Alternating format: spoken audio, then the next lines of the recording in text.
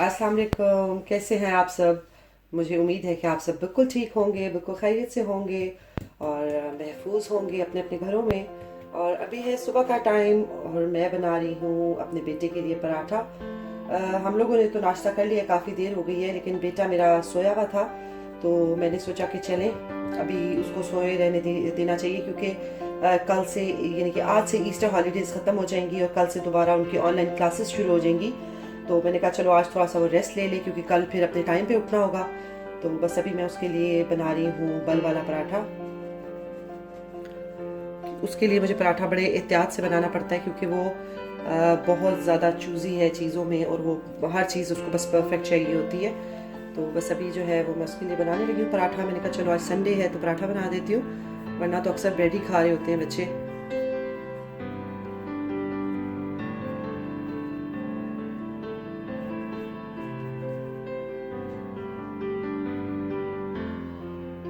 और ये देखिए इसमें कितनी ज़्यादा लेयर्स आई है पराठे में। उसको ऐसा पराठा पसंद है जिसमें ज़्यादा सी लेयर्स आए। और ये देखिए हो गया पराठा रेडी। और अब मैं आपको दिखाती हूँ इसकी लेयर्स। माशाल्लाह से इतनी लेयर्स इसकी बनी है। ये देखिए कितनी लेयर्स वाला ये पराठा बना है, बहुत मज़े का लग रहा है। चले जी, हो रहा है अभी दोपहर का टाइम और मैं बनाने लगी थी खाना। और आज खाने में मैं बन रही थी दाल।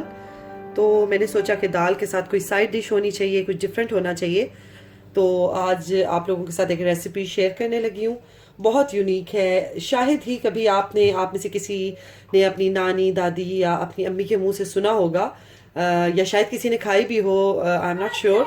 लेकिन यह है कि बहुत यूनिक सी रेसिपी है जो मैं होम मेड चीज़ के साथ बनाने लगी हूँ। और ये पालक पनीर नहीं है, ये मटर पनीर नहीं है, ये बिल्कुल टोटली डिफरेंट है। तो आपके साथ शेयर करती हूँ, बनाती जाती हूँ और आपको दिखाती हूँ कि मैं कैसे बनाती हूँ। और इसका जो टेस्ट है वो जैसे फ़िश का एक पीस आप खा लें उस तरह का है, या फिर अगर ब्रेन मसाला कभी आप लोगों ने ट्राई किया है उस तरह का है। आई थिंक उससे ज़्यादा बेहतर है। तो फिर बनाना शुरू करते हैं और आपके साथ शेयर करती हूँ कि कैसे बनाती हूँ। ये मैंने लिया है तकरीबन 1 लीटर के करीब ही है ये दूध। और इसको मैं अब कर रही हूँ बॉयल। और उसके बाद में इसमें डालूंगी सिरका, और सिरका डाल के मैं इसको, जैसे हम लोग कहते हैं कि दूध फाड़ दिया, या अक्सर ऐसे होता है ना गर्मियों में, जब बहुत गर्मी होती है तो दूध आता है घर में तो वो फट जाता है दूध और उसकी पनीर सी बन जाती है। कुछ लोग उसके रसगुल्ले बनाते हैं, उसके अलावा उसकी रसमलाई बनती है। तो ज़ाहिर है मेरे पास तो दूध फटा हुआ नहीं था, तो इसलिए मैंने सोचा कि इसको मैं खुद से ही फाड़ती हूँ और फिर आप लोगों को दिखाती हूँ। लेकिन कभी घर में दूध आए और वो गर्मियों में तो अक्सर ही ऐसा होता है, मुझे याद है गर्मियों में हो जाता था, तो उसे आप ज़ाया बिल्कुल मत करें। और अगर रस मलाई नहीं बना सकते या रसगुल्ले नहीं बना सकते तो ये बहुत इजी है, आप ज़रूर बनाएं और ये खाएं। और नाश्ते में पराठे के साथ, रोटी के साथ, चावलों के साथ ये बहुत मज़े की लगती है। तो बस अब ये दूध का मैं बॉयल होने का इंतज़ार कर रही हूँ और उसके बाद ये तकरीबन हो चुका है बॉयल। और अब मैं इसमें डालने लगी हूँ, अगर आपके पास लेमन जूस है तो आप लेमन जूस डाल लें। और मैं इसमें डालने लगी हूँ सिरका। ये मैं इसमें अब डालने, अगर आपके पास लेमन जूस है तो आप लेमन जूस भी डाल लें। और ये तरीका आप लोगों को, बहुत से लोगों को पता भी होगा। ये 1 और ये 2 टेबलस्पून मैंने इसमें डाला है विनेगर का। और ये इसको ज़्यादा हिलाना नहीं है, अब ये खुद ही थोड़ी देर के बाद ये दूध फट जाएगा और इसकी वो पनीर सी बन जाएगी। चूल्हा मैं नीचे से बंद कर रही हूँ। अब ये थोड़ी देर के बाद ये खुद ही जब पनीर बनेगी तो फिर मैं आपको दिखाती हूँ। ये देखें जी, हो गया है दूध हमारा, ये फट गया और इसकी ये पनीर से निकल आई है। और ये तरीका तो बहुत से घरों में जाना जाता है, बहुत से लोगों को पता है कि, क्योंकि कुछ लोग बनाते हैं इससे डिफरेंट चीज़ें।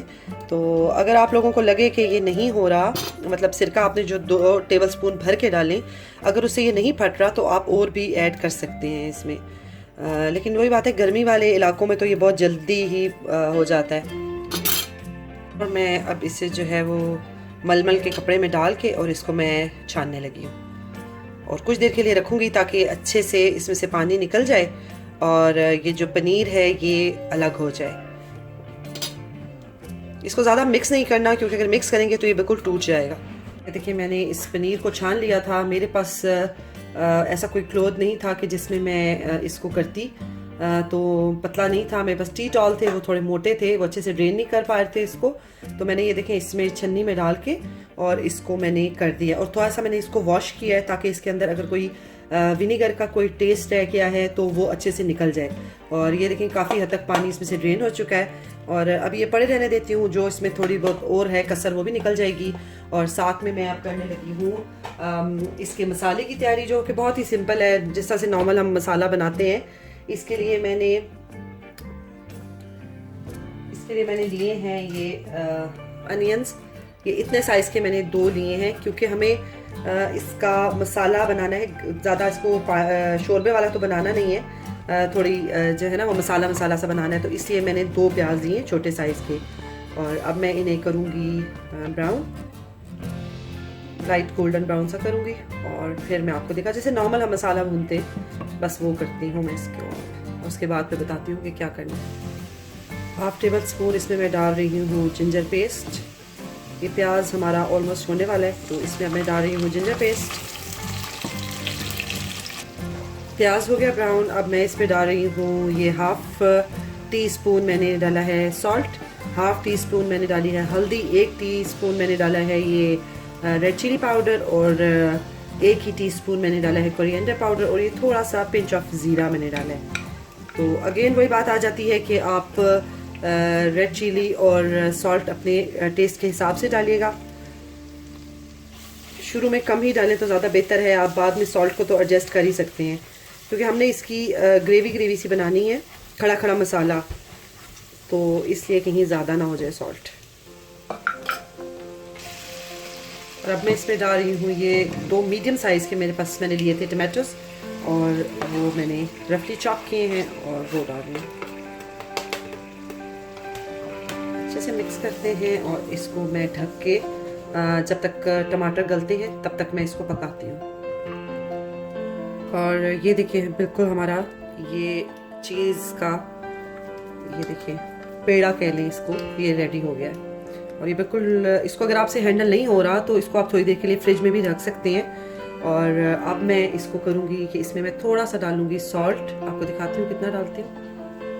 ये 1 पिंच आप कह लें, ये मैं इसमें सॉल्ट डाल रही हूँ। ये सिर्फ इसलिए डाल रही हूँ क्योंकि इसका अपना टेस्ट जो होता है वो फीका सा होता है, तो उसके टेस्ट को ख़त्म करने के लिए। वैसे इसमें बिल्कुल कोई विनीगर का भी टेस्ट नहीं आ रहा है, इसमें किसी भी चीज़ का टेस्ट नहीं आ रहा है, क्योंकि हमने इसको थोड़ा सा वॉश भी कर लिया था।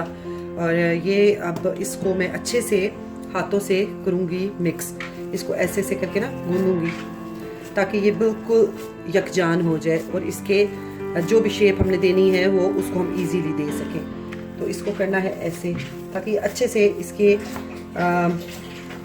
मिक्स हो जाए। ये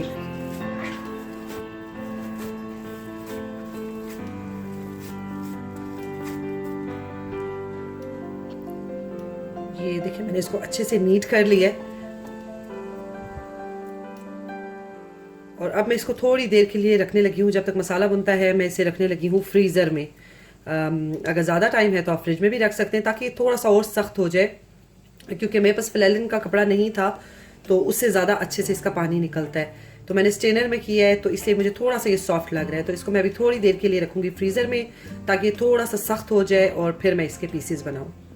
हमारा भुन रहा है, और ये मैंने रखा था फ्रीज़र में तकरीबन 10 मिनट, और ये अच्छे से हार्ड हो गया था। और अब मैंने देखिए इसको इस शेप में काट कर लिया, सेट कर लिया, और अब मैं इसे काटने लगी हूँ। आपकी मर्ज़ी है जिस मर्ज़ी शेप का आप बनाएं, लेकिन बहुत पतले नहीं आपने रखने।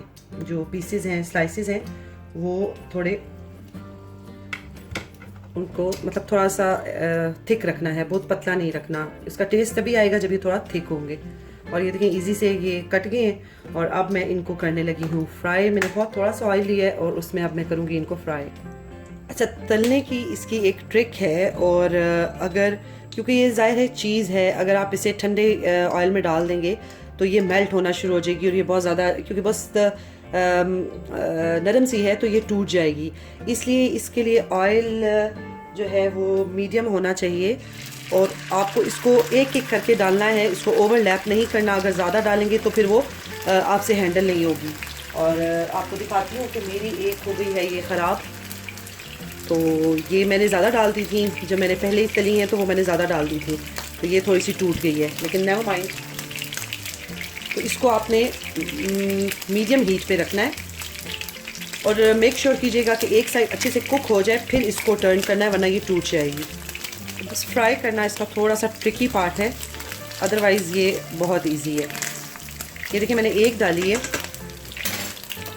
और ऑयल जो है वो गर्म ही था, ठंडा नहीं था।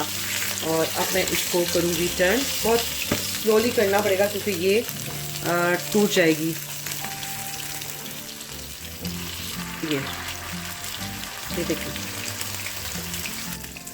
ये देखिए हमने इसको ये कलर देना है। पीसेस मैंने थोड़े छोटे इसके कर लिए थे ताकि वो अच्छे से हैंडल हो जाए। और अगर ये एक साइड से अच्छा सा पक जाएगा तो ये फिर बहुत इजीली आप इसको फ्लिप कर सकते हैं, वरना ये टूट जाएगा। और अब मैं इसको रखूँगी साइड पे, थोड़ा सा ये ठंडा होगा तो मैं इसको मसाले में मिक्स कर दूँगी। ये देखिए ये मुझे अब पता चल गया कि ये एक साइड से कुक है, इसलिए मैं इसको करूँगी फ्लिप। अगर ये कुक ना होता तो ये चिपक जाता और टूट जाता। ये देखें जो मेरा टूट गया था और ख़राब हो गया था, मैंने उसको भी दोबारा से फिक्स करके और अब मैं उसको भी फ्राई कर रही हूँ। तो परेशान होने की बात नहीं है, आप बस इसको हीट है, इसको बहुत कम हीट पे नहीं करना, मीडियम हीट पे इसको करना है, तो ये बहुत इजीली हो जाएंगे। और ये देखें जी हमने डाल दिए हैं सारे मसाले में, और अब इसको हमने चम्मच नहीं हिलाना क्योंकि मसाला हमारा थिक है। इसको बस आपको हाथ से ही ऐसे करके करना है ताकि अच्छे से मसाला इसके अंदर जज्ब हो जाए। और ये बस आपको इस स्टेज पे जो है ना, थोड़ा सा बीच में अगर आप एहतियात के साथ इसको पलट सकते हैं तो आप पलट भी दें, लेकिन ये थोड़े से ज़रा सेंसिटिव से होते हैं तो इसलिए थोड़ा हार्ड हो जाता है। तो किसी स्पून से मसाला लेके वो इसके ऊपर अच्छे से डालें ताकि मसाले का फ्लेवर भी इसके अंदर आ जाए। और मैं इसको अब रखती हूँ तकरीबन हरा धनिया डाल के 5 मिनट से भी कम, 2-3 मिनट मैं इसको रखूँगी दम पे, और फिर मैं आपको ये डिश आउट करके दिखाती हूँ। जी हमारा हो गया है ये होममेड पनीर मसाला रेडी, और ये इतने मज़े का है, यकीन करें कि आप एक दफ़ा ये खाएंगे, एक दफ़ा ट्राई करेंगे तो आप बार बार बनाएंगे। क्योंकि गर्मियों में जब कुछ खाने को दिल नहीं करता, सालन वगैरह, तो आप ये बनाएं, रोटी के साथ चटनी के साथ खाएं तो आप बार बार बनाएंगे ये। और थोड़ा सा ट्रिकी है उस वक्त जब ये आप इसको फ्राई करते हैं, लेकिन बस ये है कि इसको आप, तो मैंने आपको तरीका बताया कि किस तरीके से इसको फ्राई करना है। और एक दफ़ा आपको ये बनाना आ जाएगा तो आप यकीन से मैं कह सकती हूँ कि आप लोग ज़रूर बनाएंगे, तो बहुत मज़े का ही होता है, तो ज़रूर ट्राई कीजिएगा। और वो जो गर्मियों में दूध ख़राब हो जाता है अक्सर घर में, तो उसका भी मसला सॉल्व हो गया है। आप डरेंगे नहीं और परेशान नहीं होंगे और फटाफट उससे ये बनाएंगे, तो ज़रूर ट्राई कीजिएगा, बहुत मज़े का बनता है।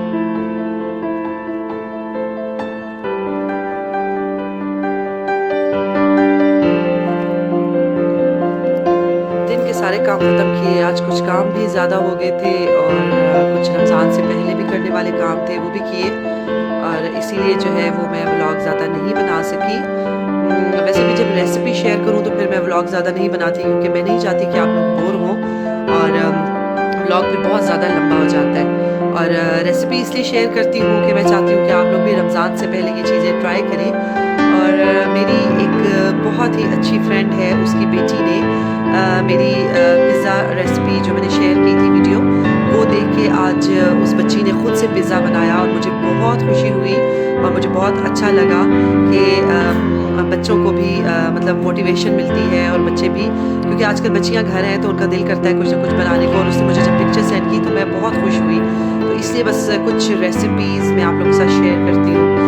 तो बस अभी जो है मैंने अपने बेटे के साथ प्रॉमिस किया था कि काफ़ी दिन से किया हुआ था कि मैं उसके साथ बैठ के कोई मूवी देखूंगी, और फाइनली आज मैंने सोचा, मैं खुद भी काफ़ी थक गई हूँ, तो मैंने ये बनाए पॉपकॉर्न्स, और मैं और मेरा बेटा बैठे हुए हैं और मैं उसकी फेवरेट कोई उसने मूवी लगाई है नेटफ्लिक्स पे, वो देखने लगी हूँ। और आप लोगों से अब लेती हूँ इजाज़त, मिलूँगी मैं आपसे अगले व्लॉग में इंशाल्लाह ताला। अपना बहुत ख्याल रखिएगा, दुआओं में हमें भी याद रखिएगा। अल्लाह हाफिज़।